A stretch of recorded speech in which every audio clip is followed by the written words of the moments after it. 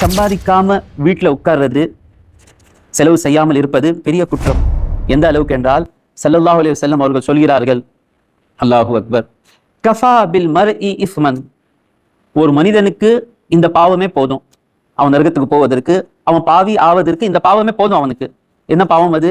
An யுதையா my யகூது, யாரு மீது அவன் செலவழிக்கணும்னு சொல்லி இருக்கிறதோ அவர்களை வீணாக்குகின்றானே பாருங்க, அது ஒரு பெரிய பாவம்.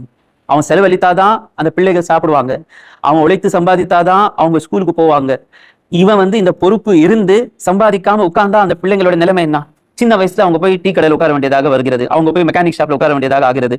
காரணம் யாரு? இவன் சம்பாதிக்காம உட்கார்றான் பாருங்க. அந்த ஒரு காரியத்தை ஸல்லல்லாஹு அலைஹி வஸல்லம் சொல்கிறார்கள், அது ஒரு பாவம். அந்த ஒரு பாவமே போதும் இவன் மோசமானவன் என்பதற்காக. இப்படி இருக்கிறவங்க எல்லாம் டீ கடையில் உட்கார்ந்துட்டு இருப்பாங்க. அவங்க எல்லா நபர்களுடைய குறைய சொல்லிட்டே இருப்பாங்க. அப்படிப்பட்டவர் யாராவது உங்கள்கிட்ட சந்தித்தா, முதல்ல நீ போய் சம்பாதிப்பா, பிறகு நீ மற்றவங்களை பத்தி பேசலாம். இல்ல அவர் அது பண்ணிட்டாரு இது பண்ணிட்டாரு. ஸல்லல்லாஹு அலைஹி வஸல்லம் என்ன சொன்னாங்க தெரியுமா? மனைவி மக்கள் மீது செலவு செய்யாம சம்பாதிக்காம இருக்கக்கூடியவன், அந்த பாவமே போதும் அவனுக்கு. அவன் யாருடைய பாவத்தை பற்றி அவன் பேசுறதுக்கு அவனுக்கு தகுதி இல்லை.